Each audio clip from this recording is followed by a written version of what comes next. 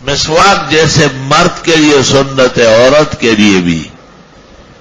بعض لوگ سمجھتے کہ ان کے لیے مسی دنداسا اور دوسری چیز ہے وہ مسواک نہ کرے، لیکن احادیث میں علی الاطلاق رجال و نساء کے لیے مربوط ہے۔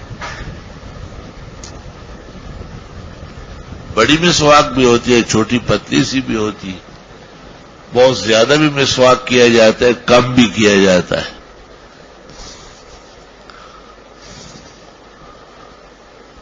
مسواک اس طرح کرے کہ جبڑوں کو نقصان نہ پہنچے، جبڑے صاف ستھرے ہو،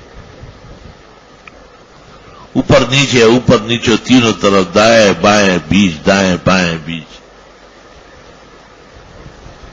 بات آئی سر؟